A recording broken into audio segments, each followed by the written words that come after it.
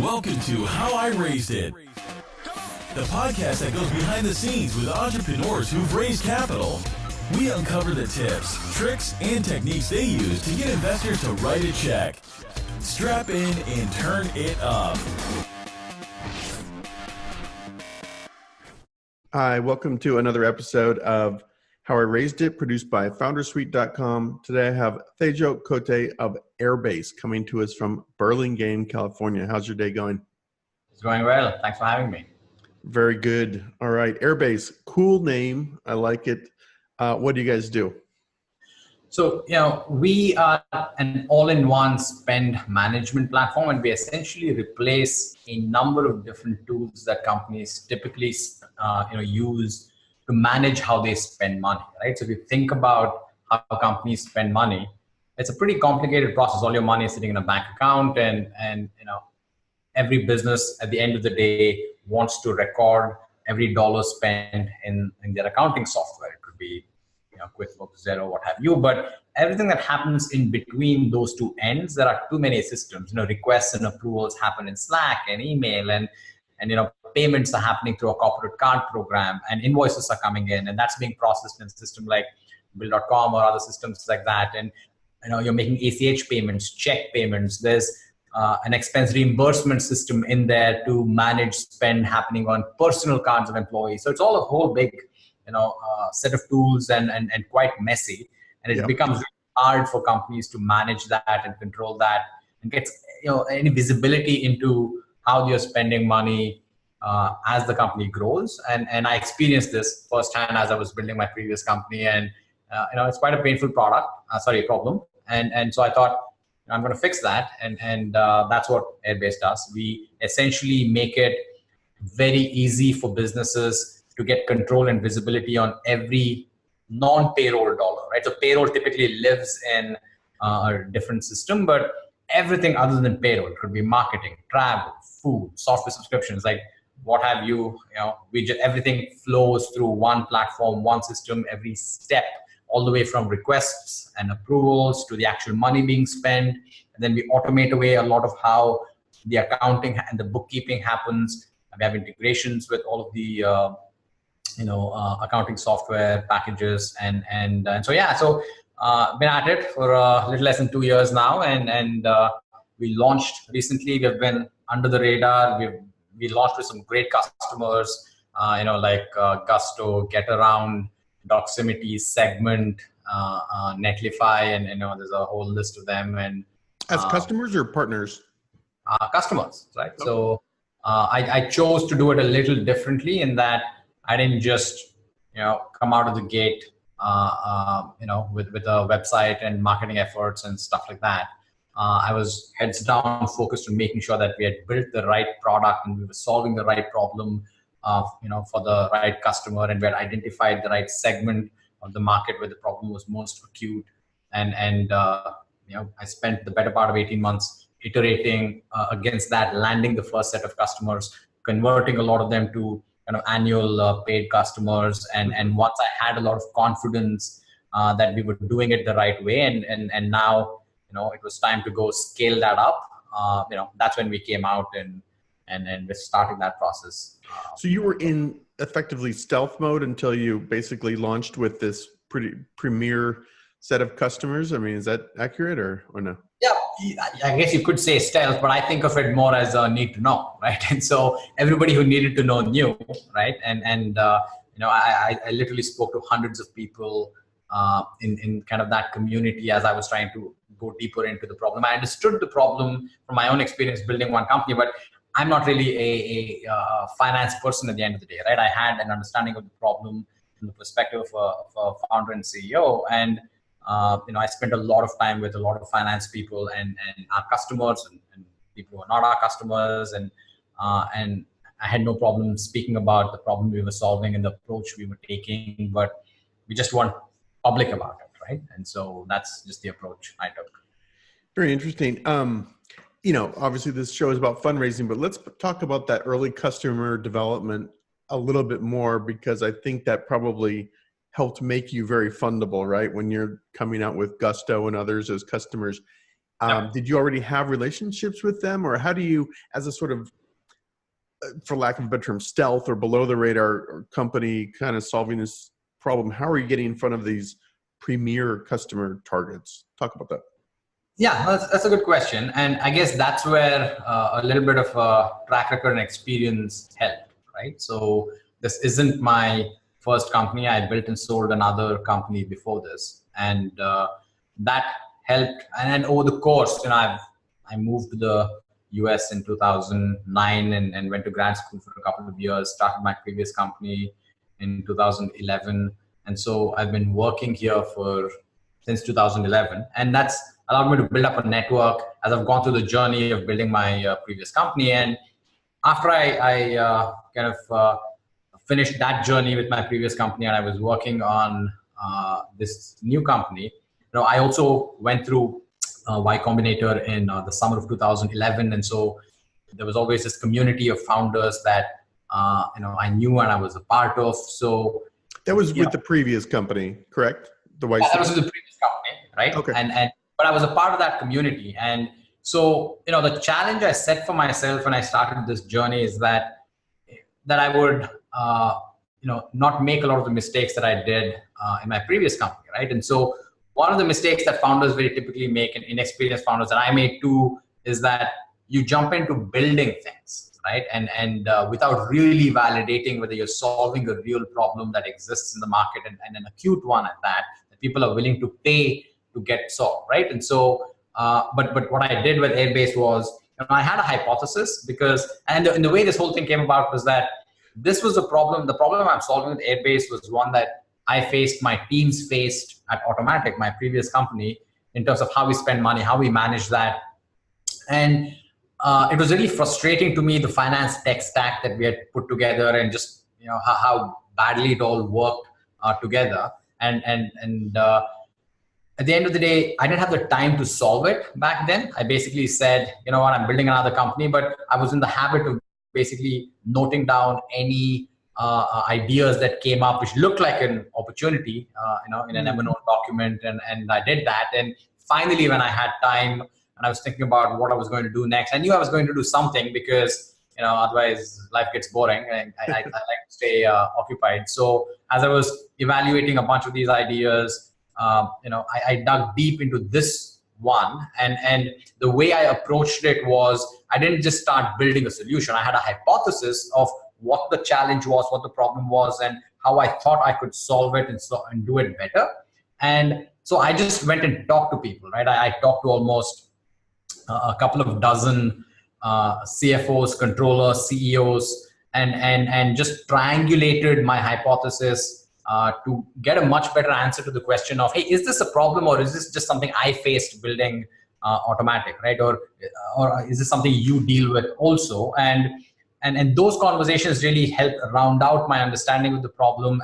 But the big takeaway was that, yep, this is a real problem and everybody struggles with it, and how they spend money, how they manage it, too many different systems, lots of manual effort, all of that, right? And so then, but I didn't stop there. I just came back and I, again, didn't start building a solution. I then said, okay, now I'm going to just sketch out what I think the solution should be. So everybody agrees that there's a problem, but now the question is, how do you solve it, right? So I sketched out what my version of the solution would be, worked with the designer to create like high fidelity mock-ups, and didn't take a lot of time or effort. But then I just went back to a lot of these same people at these companies, because the folks that I had talked to were in my network, right? So I read, for example, I had known the founder of Segment for a while. We used to do these quarterly dinners for a long time and all that.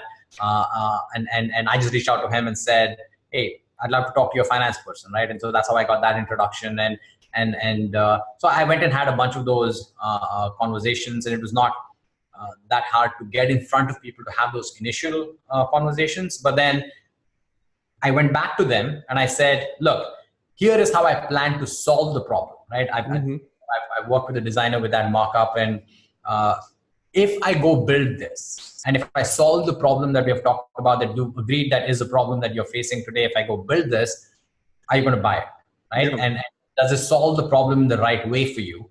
and do you think this is the right approach? And there was some learning and iteration there too, right? And that went deep enough to helping them show what they were going to get in terms of the problem being solved. And when enough people said, yep, if you go build this, I'm going to buy it, that is when I started writing the first line of code and building the product. Because the classic mistake that founders make is to start building stuff and then figuring out, am I solving the right problem? And that's the most expensive thing that you can do, is to put things down in code and to build it, and the cost of changing it, and all of that is like much, much, much higher. You can kind of take a much lower fidelity approach to validating the idea, doing your customer development, speaking with people, really understanding the problem very deeply. And once you have the confidence and you have, and then you pre-sell it. Of course, don't lie to customers that you have something that you don't, but set expectations that, look, I'm giving you as close to a real thing as possible in terms of a high fidelity design product that looks like what the end result will look like. And if I actually go deliver on this, are you going to, buy it from me? And so once you get that confidence, I think then you start building. And then I went away. This was kind of in the middle of 2017, and I went away for the next 6 months, heads down, built a team around me slowly, and we built that first iteration of it. Started onboarding customers in late 2017, and it's been a great journey after that. Managed to land all of these great customers, and that's kind of been the journey so far. And along the way, and I also chose not to raise a seed round. We can dig into some of the aspects of my fundraising strategy next, maybe, but I didn't raise a seed round. I funded the business myself for very specific reasons that I can talk about. But but by the time we got to the middle of 2018, we were cash flow positive, right? So that was one of the milestones I had set for myself. Eventually, when I decided, okay, now I have checked all the boxes and hit all the milestones that I had defined for myself around understanding the problem, validating that there are enough paying customers who are willing to write good sized checks to solve that problem, and all of those things have been validated. Now it's time, okay, if I can get the first X number of customers, I can go make that 4X, 8X, 10X, and now it's a matter of demand generation and kind of multiplying that over time, right? And so, it made sense to go raise a round of funding, and that was very easy at that point because the groundwork had been laid to why, the important de-risking of de-risking of the overall company had happened to an extent, right? Because there was all of this evidence of understanding of the problem, understanding of the customer, selling it to a bunch of them, getting adoption from a bunch of them. And so that made the process of raising the Series A, that much easier. But anyway, happy to dig into the financing strategy separately, but hopefully that helps. No, that's great kind of backstory leading up to, great segue into fundraising. So, you kind of jumped straight to the Series A, which is a little bit unusual, but pretty interesting. Let's touch on that a little bit more about like the check boxes or the groundwork that you had laid, understanding the problem, validating the problem, having actual customers. Did you also, was a checkbox like a certain month-over-month growth rate? I mean, Series A is not easy, even if you're jumping straight to it, as you did. Did you have a certain growth rate in mind, revenue run rate, other factors that you knew it was really time? What else was on that sort of groundwork level? Yeah, so my milestones were mainly around, customer adoption, like how many customers in my target market are actually starting to use the product. And then it was, are they actually using the product? Is it spreading in the company? Because you can always, say that a customer is using your product just because they created an account and signed in, but if they're not actually rolling it out.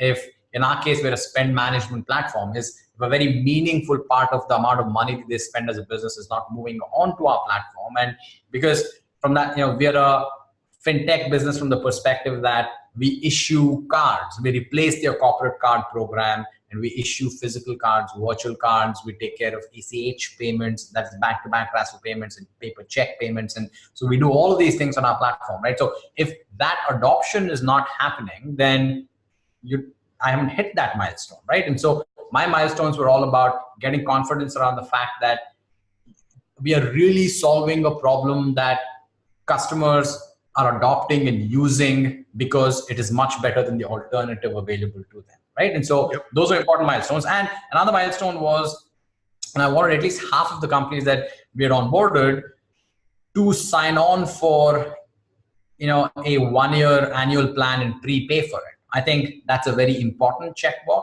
to say that if people are confident enough that, look, I have used your product, and I started everybody on a trial because that's what you do as a young company, right? Because I didn't want to kind of put that pressure of having a pricing discussion just yet. I wanted to set that aside in the beginning. I wanted to really focus on, am I solving the right problem for the right customer? Because if I'm not even doing that, what's the point of having a pricing discussion? Because it doesn't matter at that point, right? Because you don't even have a business because you're not working on something that is solving an important enough pain point. So I was first focused on that. I onboarded everybody as just a trial customer, and within a few months after that, folks had experience with the product. That's when I started having the conversation of, okay, now you've used the product, you know what it can do for you. Let's talk about you paying for it, right? And so those conversations also allowed me to build that hypothesis around what the pricing model should be and things like that. And I was able to get a number of them to convert over and prepay for an annual plan, right? And that was again an important milestone, and it checked an important box which said that, okay, people are actually paying upfront for a year, and that's what allowed us to become cash flow positive too, right? Because did you only offer an annual plan, or were you just pushing the annual plans? I was pushing the annual plans, and I was, I offered discounts if they signed up for an annual plan, and my argument and discussion also is that, and this is something that, of course, you shouldn't add too much friction. We did do some month-to-month deals. For example, there were cases, Get Around, for example, started off as a month-to-month deal, then they converted over because there were some open questions around, hey, like, there is this specific workflow that is very important to us when you integrate with NetSuite in terms of how we automate the accounting, and can we get that done or not, right? And so and we could, and we did eventually, but until we did that, until they saw that evidence, they just wanted to sign on for a month-to-month plan and not commit to something that was a year long, and that was fair. And so later when we actually delivered on that, they just signed on for a annual plan. But the thing that I think founders shouldn't lie to themselves about is about the fact whether there is actually really important value that you are delivering to the customer. And some of these things are proof points that give you that confidence that you are doing that, right? Mm-hmm. And you can't even get a few customers. Like, you shouldn't have this hard and fast rule that every single customer has to, I will only do annual plans, because you don't really have the leverage in the early days, and you don't have the brand, you don't have all of the things that you can get away with. Yes, if you're an established company, you can kind of do some of those things, but not in the very early days. But if you can't even find some customers who love your product enough, who see that value, and who are willing to do that in the early days, that's a signal, right? And of course, it depends on the market. It depends on the size of the customer you're going after, because I was going after mid-market companies, right? It's highly unlikely that a 5%, 10%, 15% company will easily sign up for annual deals because they don't even know whether they're going to exist in 12 months, right? But Right. If you're a 300, 400, 500 person company, then they prefer kind of the stability in a lot of ways, and they want these longer term relationships. And so it really depends on the nature of the customer.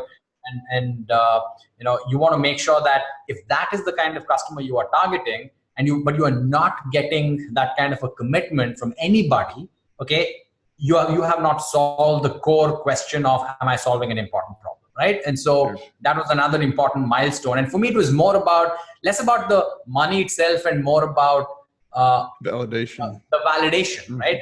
And so that was what I focused on.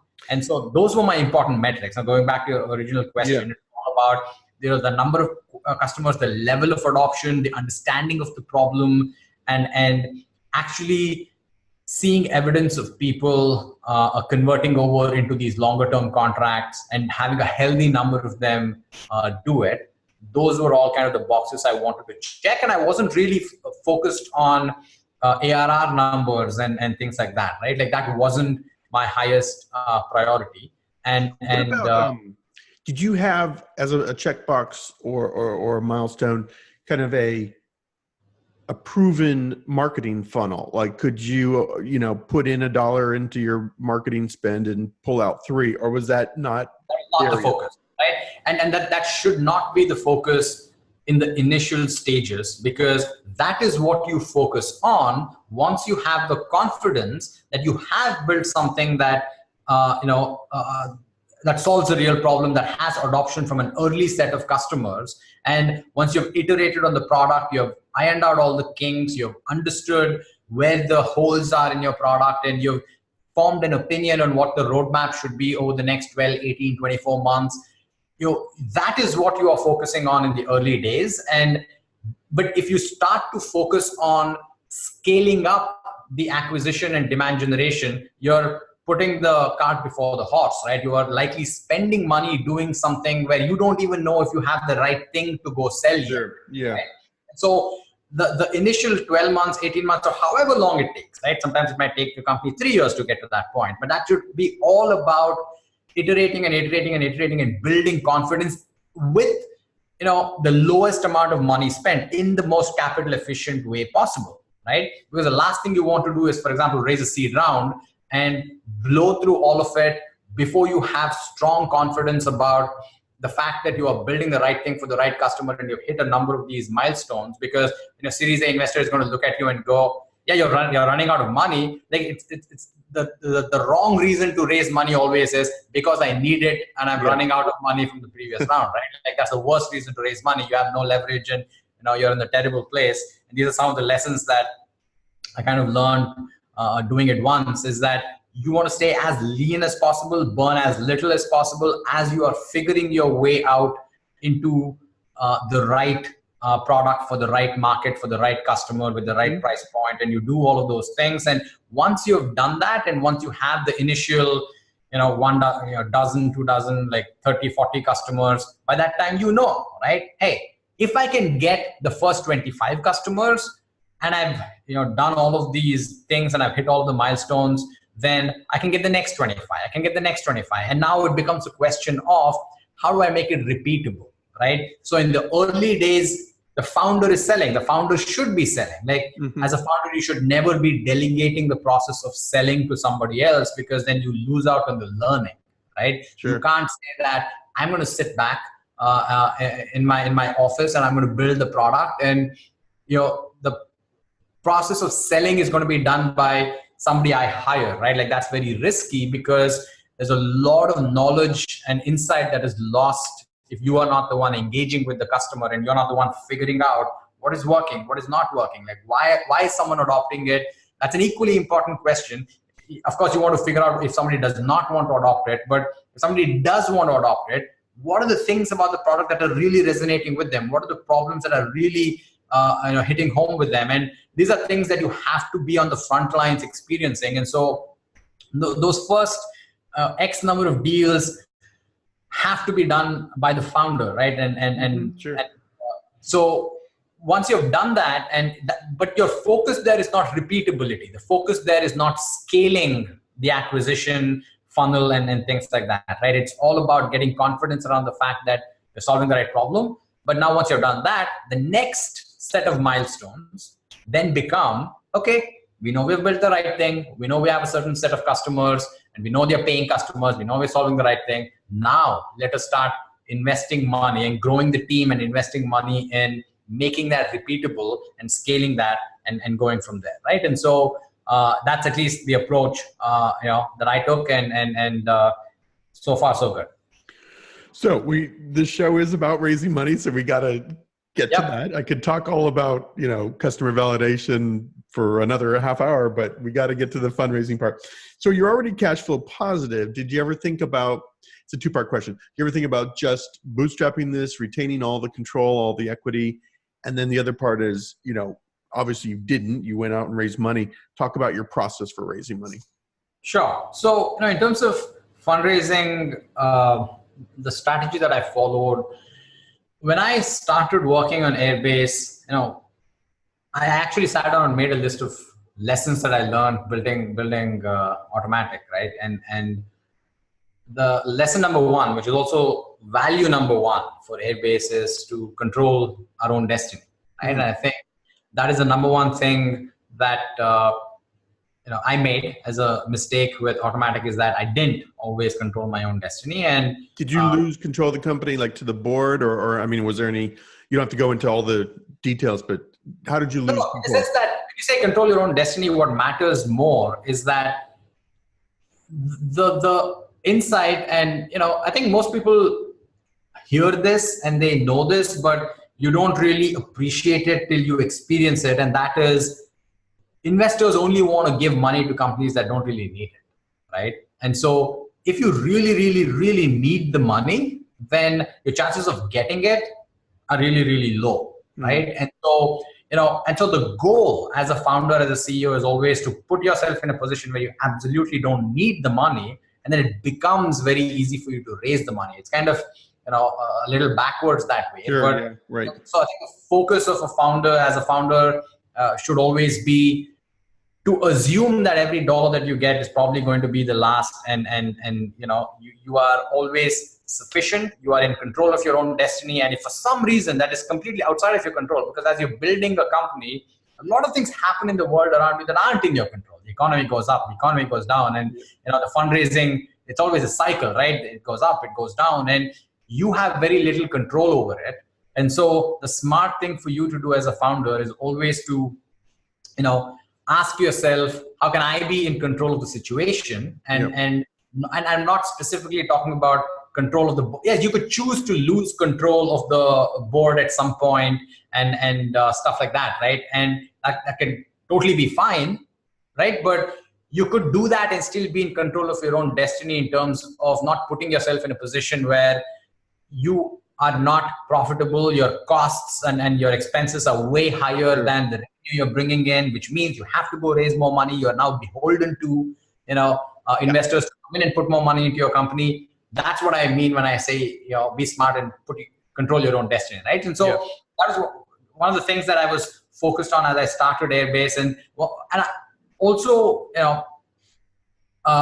I care a lot about the responsibility of taking money from somebody else, right? I know that different people approach it in different ways, and some people, their approach is, look, there was an exchange.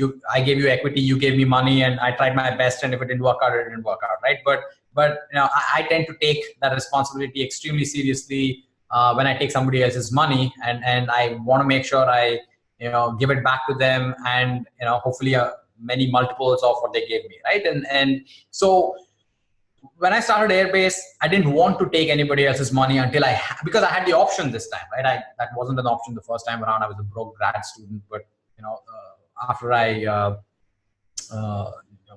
exited Automatic, that was not a problem anymore, and so I could afford to just fund the business myself. And I'm like, great, I'm going to do that. And of course, part of the reason was that why take another extra round of dilution if I could avoid it, right? And I was fairly confident that there's an actual opportunity here, and that too was a deciding factor, or at least a motivation. But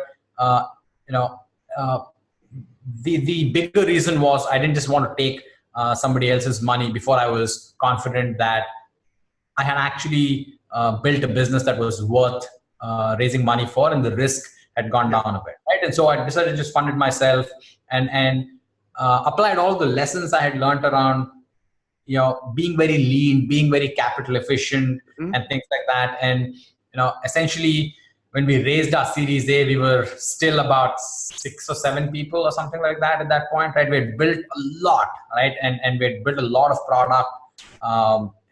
with very few people, and we had made a lot of progress in the business. And once I started converting all of our early customers into paid customers, that very quickly and easily made us cash flow positive, right? And so, of course, and once that had happened, now you truly control your own destiny, right?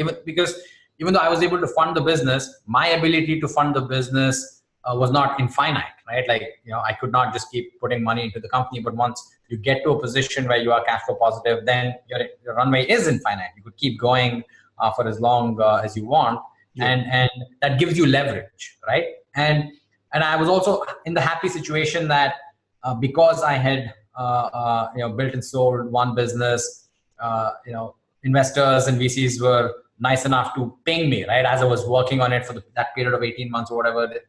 People used to reach out and ask, what are you doing? And let's talk about it. Let's get ahead of a round. Let's build a relationship. And even folks I'd known and worked with and all of that. But I chose to be disciplined on that front. I'm like, not talking to investors and heads down, build the business, right? But finally, when I sat down and I asked myself the question, okay, do I want to continue bootstrapping this? And that means, slower growth and a number of things that come from not investing ahead in the business, right?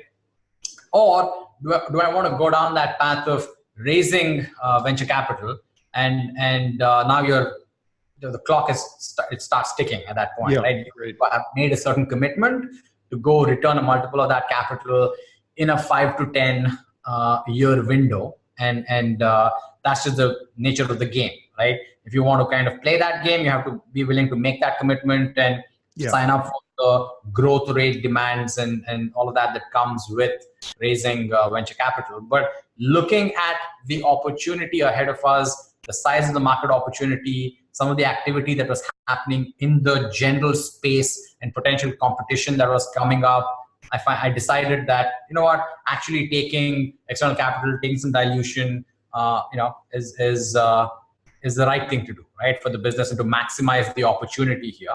Sure. But I was also very, very careful about who I wanted to work with. And that was made easy by the fact that I didn't need the money, right? Again, I keep coming back to that. Like, if you need the money, you have no options. You just, make bad choices, substandard choices. You take money from maybe people you don't really like or whatever, right? And so, but in my case, I didn't have to do that. And I did also have this people pinging me and all of that. I literally made a list of 5 or 6 people that I would be happy to work with, because again, from experience, I know that it's less about the firm and more about the people you work closely with, right? The person that leads around, the person that sits on your board, the person who's going to be on that journey with you, and that's the single most important thing. And I did my back channel checks and I spoke to other founders, and because I haven't raised a round for like 3 years or something like that, right? And and a lot of these firms, people come and go, and so I wanted to make sure that I figured out who the right people were that I would enjoy working with. Because one thing that I'm prioritizing in this journey with Airbase is, I do not want to work with people that, I don't think are going to be fun to work with, right? Or good people to work with. And if there's one thing I've, earned, I think,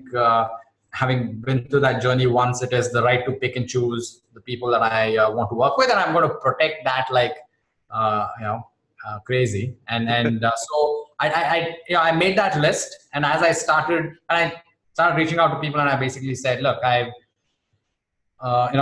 like to come and talk to you about what I've been working on, and got all the meetings. And as I started going through that list, things came together very quickly. And Bill Trenchard from First Round Capital, he has a great reputation as being, founder himself and a fantastic investor and partner. And I did my, reference checks, and First Round Capital is a fantastic firm. They've been a great partner so far, since we have closed the round, and they went above and beyond, right? So they, I believe their investment in Airbase is the largest first check they've ever written, and so I need to live up to that now. But yeah, they kind of stretched and offered to lead the round, and they were very aggressive, and they moved very quickly, and it just got done quite quickly, right? And so your funnel was just half a dozen people. I mean, that's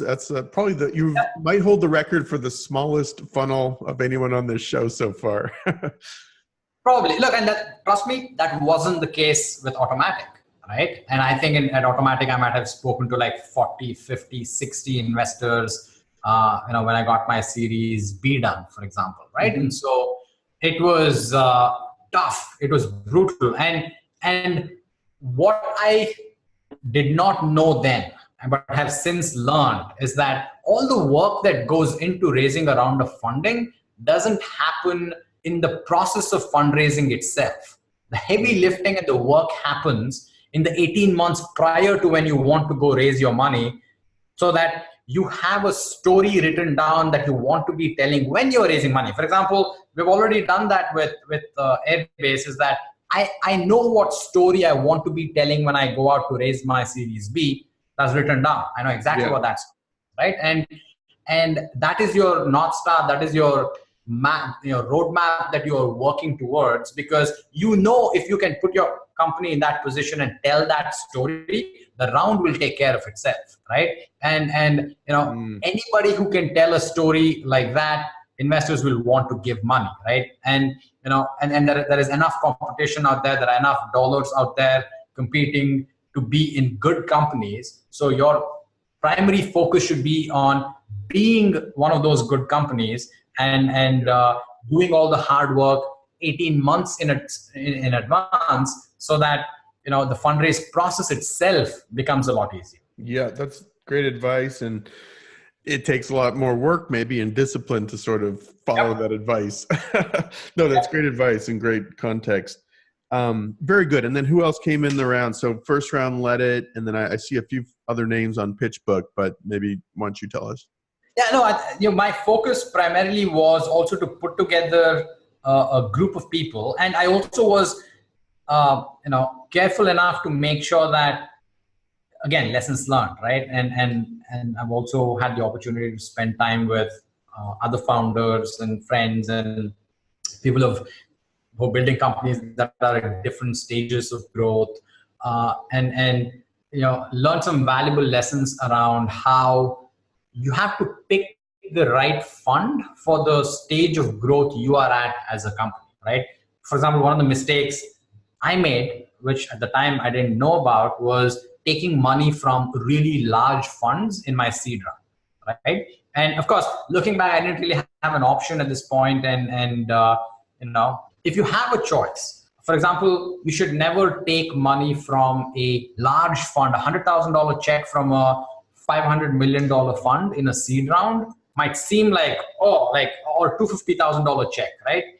That's nothing to them. That's chump change. That's an option. Mm-hmm. And you might feel as a founder, if you're raising $1 million seed round, that, I just took 25% of my round is done, right? And that's great. But the reality is, that's just an option. You're not going to get the attention from that larger fund. And they would have made, 20, 30, 40 of those investments. And they are doing that because of those 30 or 40 smaller investments they might make in a year in seed rounds, they're going to make 3 or 4 Series A investments off that. The rest of them, they're not even going to follow on it, right? Mm-hmm. You as a founder, when you're trying to raise your Series A, every other investor will now ask you, hey, this fund has been on your cap table in your seed round. They know all about you. Why aren't they leading your Series A, right? What's wrong with you? And that's a huge signaling risk. That is a very real problem. And unless you have, and it's very hard to get over that, right? And so what you also want, and that applies at every level. For example, at the Series A, part of the reason why I chose to work with Bill and First Round Capital, partly because, they're a great fund with a great reputation and all of that, but also they're not your massive $1 billion fund, right? They couldn't come and lead my next round even if they wanted to. Mm-hmm. But if it is a massive fund that is coming and writing a smaller check in a Series A, and they have historically gone ahead and led subsequent rounds and taken entire rounds and things like that, I'm going to set myself up for difficult questions during the Series B when somebody asks me, wait, this fund routinely just leads Series B is given the size of the A that you did. Yeah. Why aren't they leading the round themselves? They could easily own more of your company. They could just write a $20 million check or $25 million check. Your fund is that big. Why aren't they doing it? Like, they're your Series A lead investor, right? And so, again, you just put yourself in these difficult situations. And so being a little thoughtful about the next round and how that might play out and the dynamics that come into play, I think will just make founders can make their lives easier. And that's a lesson that I learned about. No, it's good. Thinking ahead. Well, any other strategy that you used to sort of put this round together with some of the other co-investors, or was it just folks? Oh yeah. So coming back to the kinds of investors that we were that I focused on, I primarily focused on, because my goal now for this stage of funding, the Series A, is to get that demand generation engine proved out and to get to the next set of customers. And so we really focused on getting a group of investors together who have a healthy portfolio among them, right? That included first round capital. I think they have about 300, 400 companies in their portfolio. There's a fund called Quiet Capital. There were a few hundred companies that they have invested in. We picked an investor called BoxGroup in New York because they're very well connected in the New York community. And when we want to go there and approach companies and get connected and all of that, they can be very helpful. So I was very thoughtful about trying to make sure that we have that coverage and we could have a set of investors who could open the doors to us to potential customers among their portfolio company base, right? And so that's how all of these came together. And I also got a chance to work with Maynard Webb and the Webb Investment Network, and they have a great portfolio. Maynard is like a stalwart in the valley and really well connected and thoughtful and an experienced CEO and operator himself. And so that was the thinking behind kind of the group that I put together. It was a highly oversubscribed round, and thankfully, so you're filtering by kind of almost customer funnels, right? Who can exactly because when you take the money, you can either be in the position where, and I've been in that position before, where you're like, oh my God, I'll take whatever I can get, right? And I'm just trying to fill the round, and you can be in that position, or you could say that, no, because you've done all the hard work up front and you're telling the right story, investors want to give you money, and now you have a lot more demand and you're being disciplined about exactly how much you want to raise. You could go crazy and raise a lot more than you need. I guess there's a whole other conversation to be had about raising the right amount and being disciplined about how much you need to raise to prove certain milestones in a business before you move on to the next one. But I had my target, which in the grand scheme of things in Silicon Valley, we raised a $7 million Series A, and if you look at the typical amounts of money being raised now, that's not a large amount, right? But frankly, I couldn't care less. I care more about being, capital efficient and making sure that we don't get ahead of ourselves, and that is all the capital we need for me to prove the next set of milestones. Because if I don't prove the next set of milestones that I've defined for myself, I don't deserve to go raise more money, right? Why would I want to go waste an investor's money? And all I need is 7 million. I don't even need 7 million. I it's a healthy bit of buffer in there. And if we do our jobs well, by the time we get to like 5-6 quarters from now, we will be able to tell that next story in a very powerful way. And if we can't do it in the capital that we have now, then there are bigger problems that we need to go address, right? And so what are some of those milestones you've already identified for when it's time to go raise that B round? It's all stuff related to the repeatability of that model. You remember you asked me about, hey, a dollar comes in, how many comes out the other end? And, it's getting a lot of confidence around that. It's around being able to show things like, hey, we know how to hire salespeople, right? Yeah. And we know how to train them. We know how to, get them to hit their quota. We have at least, 75 to 80% of account executives that we hit actually meeting quota because they were trained well and they were hired well and we have a pipeline and we know how to do that. And it was around growth rates and our ability to identify channels where we're going to acquire customers, what's working, what's not working, and the cost of acquisition. All of those things, we have a fairly good idea, but we build up confidence around that, right? Because a series is going to be all about, look, we have all of that figured out, and here's the story behind that, and now we're just going to go in and double down on it, and that's what the next round is going to be. Yeah, no, it's great. Very good. All right. Well, this is super helpful. If people want to learn more, it's airbase.com.io. That's a good question. So you will be the first person I'm telling this to, but we now have the .com domain, and cool. As of today, but you should still go to airbase.io, and that's what our website is. And hopefully the .com should go live within the next week. I want to ask how much you had to pay. I'm sure you probably don't want to tell me, but too much. Look, I bought automatic.com for my previous company, and I now bought airbase.com, and it kills me every time I have to write a big check for a domain. But in the grand scheme of, I think it's a good investment and something that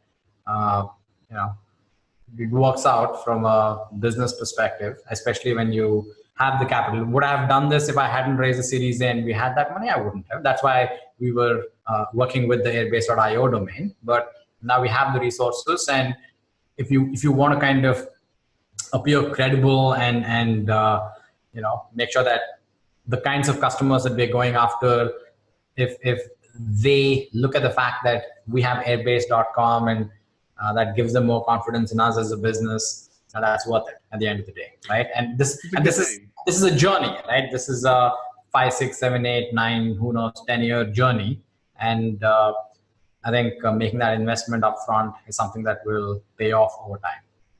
Okay, you don't have to answer, but what did you pay for automatic.com? Because that's a great name too. Is that 6 figures, 7 figures? It was 6 figures, thankfully. No, it was not 6 figures. It was 5 figures actually. And you should know that this was back in 2012. Right? It was like 7 years ago. And so, so the prices were not as crazy as they are today. And there's a very good story about how the purchase of that domain went down and all of that. But that's for another time. But yeah, I think we spent close to 60,000 or something like that for that domain. Okay. And, with Airbase, was there another company, a previous company called Airbase, or was it just a squatter? No, it was somebody who just owned the domain, and that's partly the reason why I picked that name, right? Because I picked the name Airbase because it's a dictionary word. It's easy for word of mouth. It's a great name to build a brand around.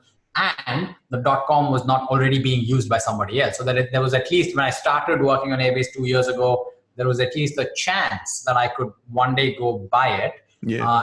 And it would be a negotiation, and it might be expensive. All that is fine, but you never want to pick a name of a company where the .com is already another established company, and you have zero chance that they're going to give up that domain now, right? And so that was the thinking behind it, and thankfully it all lined up, and it has now worked out. Very good. All right. Well, this is great. Thanks so much for your time. Lots of good insights in here.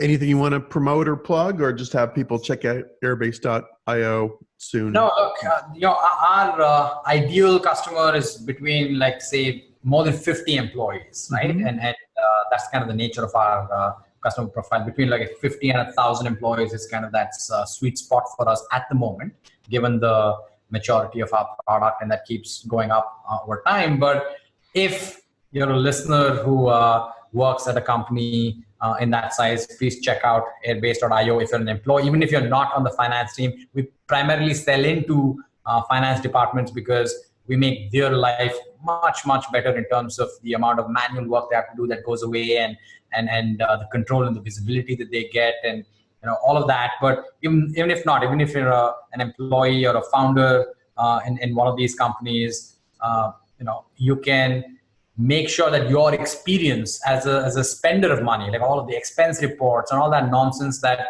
that gets put in place in companies because you have better tools. Yeah. A lot of those can go away, right? So just visit our website to learn more. And also, we are actively hiring for a number of roles in product management and engineering, and you will find more details about that on our website. So if you think this is the kind of problem that you might want to work on, at the intersection of fintech and B2B SaaS, and come and help build a company in that space, go check out the roles we're hiring for, and we'd love to hear from you. Very good. All right, Thejo. So thanks so much. Good luck, and we'll catch you after your B round, which it sounds like you're already planning for and plotting for and thinking about. So that's a while away, right? And it's funny because the moment we launched a couple of weeks ago, I think I have had at least 15 or 20 VCs reach out and want to talk. But that's the whole thing, right? Like, it doesn't make sense to speak with anybody right now. You have to be disciplined and heads down on making sure that the story you tell when you are ready is the one that everybody will want to get behind, right? And so that's the hard work that happens now, so that when it's time for that next round, when you need that capital to grow, that the case is easy to make. Do you even have a call with those guys, or do you just say, hey, I'll contact you in 15 months? Well, it depends, right? And it depends on the person who reaches out and the firm that reaches out, and at least I'm at the point now where if a partner isn't taking the time, if a decision-making partner at the firm isn't taking time to reach out, then it doesn't make sense for me to engage, right? And so, but sometimes they do, and then sometimes it makes sense to just have a quick chat with them and then build that relationship. And so even from a relationship building perspective, if I'm raising around next year, there is no point in, because there are two schools of thought there, right? One school of thought is just build a relationship, take every meeting you can, spend as much time as you can with these investors, and that relationship ultimately will lead to that round of funding. The other school of thought is, hey, just go put the best damn numbers on the board, everything else will take care of itself. Sure, right? Sure. So I lean a little bit more towards the latter approach. Mm-hmm. And doesn't mean that I don't believe in building some of these relationships and getting to know people and things like that. But you also have to be careful about the fact that you don't want to just sit around and educate the market when you know for a fact you're not raising money anytime soon, right? Yeah, right. And you take all these meetings with VCs and you're educating them about your market, your proprietary insights, and all the hard work you have done to understand your customer. And for what? Like, what exactly are you getting out of it? Right? Sure. And, yeah. All you're probably doing is convincing that VC to think that, damn, this is a good space, I need to go find somebody else to invest in, right? And so that's interesting. Yeah, that's a good point. Good point. All right. Hey, we could talk all day, but I got to let you get back to hitting those numbers. So thank you so much. I'll be in touch when this goes live, and fair winds with Airbase. Thank you. Thanks so much for having me. Over and out. Thank you.